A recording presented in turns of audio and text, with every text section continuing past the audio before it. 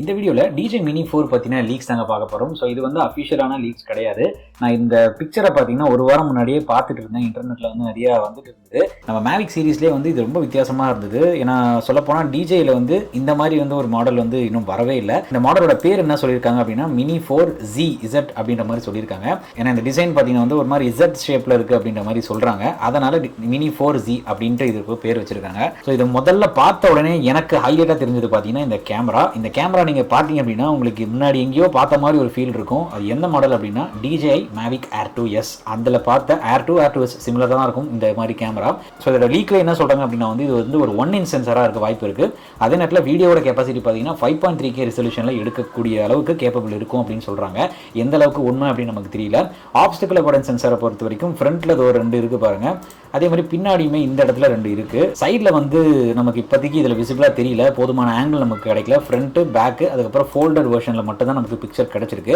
பேட்டரியை பொறுத்த வரைக்கும் இப்போ லேட்டஸ்ட்டாக DJI ரிலீஸ் பண்ண அவங்களோட FPV ட்ரோன் அதாவது DJI அவதார் மாதிரியே தான் இருக்குது இந்த பேட்டரி. கொஞ்சம் வந்து டிசைன் மாற்றிருக்காங்க. ஒரே ஒரு ஆங்கிள் மாதிரி வருது. அது ஒரே ஒரு ஆங்கிள்லேயே பார்த்தீங்கன்னா 2 மோட்டருமே மவுண்ட் ஆகுது.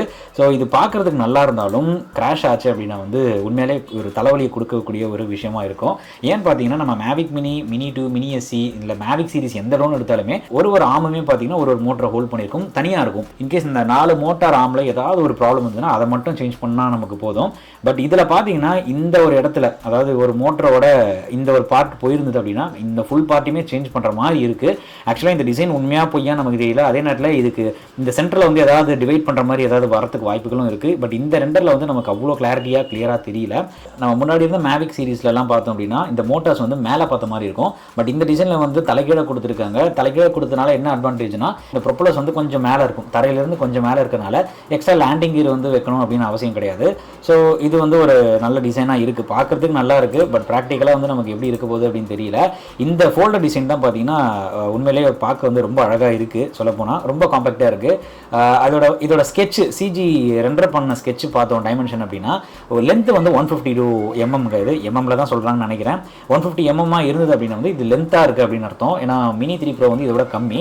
அது இந்த அகலத்தை பார்த்தீங்கன்னா வந்து Mini 3 Pro வந்து 90 mm கிட்ட வரும். ஆனால் இது பார்த்தீங்கன்னா 71 mm தான் இருக்குது. ஸோ ஹைட் வந்து ஏறத்தாழ 67 அதுவுமே வந்து இந்த 60s தான் இருந்தது. பெரிய டிஃபரன்ஸ் வந்து இருக்காது. பெண்ட் பண்ணோம் அப்படின்னா வந்து இது கொஞ்சம் வித்தியாசமாக இருக்குது. நிறைய பேர் இந்த ட்ரோன் வந்து 200 கிராமுக்குள்ளே இருக்கும் அப்படின்றாங்க. ஒரு சில பேர் 250 கிராமுக்குள்ளே இருக்கும் அப்படின்றாங்க. ஒரு சில பேர் வந்து 250 கிராமுக்கு மேலே இருக்கும் அப்படின்னு சொல்கிறாங்க. எனக்கு பர்சனலாக பார்த்தீங்கன்னா இந்த ட்ரோன் வந்து 250 கிராமுக்கு மேலே வந்தது அப்படின்னா வந்து நல்லா இருக்கும். ஏன்னு கேட்டிங்கன்னா 250 கிராமுக்குள்ளே இந்த ட்ரோன் இருந்தது அப்படின்னா வந்து விண்டில் வந்து ரொம்ப ஸ்டேபிளாக வந்து பெர்ஃபார்ம் பண்ணாது. ஏற்கனவே இருக்க இந்த மினி சீரிஸ் ட்ரோன்ஸ் எல்லாமே வந்து ஹெவி விண்டு இல்லைனா வந்து லைட்டாக இருக்க நம்ம ஊர் காற்றுக்கெலாம் வந்து பார்த்தீங்கன்னா கொஞ்சம் ஸ்டேபிளாக இருக்காது. ரொம்ப ஒரு ஷேக்கியாக இருக்கும். நம்ம கண்ட்ரோலை மீறி போகிறதுக்கான வாய்ப்புகள் அதிகமாக இருக்கும். ஸோ என்ன கேட்டிங்கன்னா வந்து 250 கிராமுக்கு மேலே வந்தால் நல்லாயிருக்கும் அப்படின்னு தான் என்னோட ஆசை. ஸோ இந்த வீடியோவில் வந்து நமக்கு இந்த லீக்ஸ் தான் வந்து கிடச்சிருக்குங்க. இன்னும் இந்த கேமரா அதுக்கப்புறம் இந்த ஃப்ளைட் டைம் பற்றின டீட்டெயில்ஸ்லாம் வந்து நமக்கு அஃபிஷியலாக வந்து வரலை. இன்கேஸ் அந்த டீட்டெயில்ஸுமே வந்து லீக் ஆச்சு அப்படின்னா வந்து நான் கண்டிப்பாக வந்து நெக்ஸ்ட் வீடியோவில் அப்லோட் பண்ணுறேன். இப்போ தான் வந்து DJI Mini 3 Proவோட ஒரு லைட் வெர்ஷன் அதாவது DJI Mini 3ன்னு ஒரு ட்ரோனை வந்து லான்ச் பண்ணியிருந்தாங்க.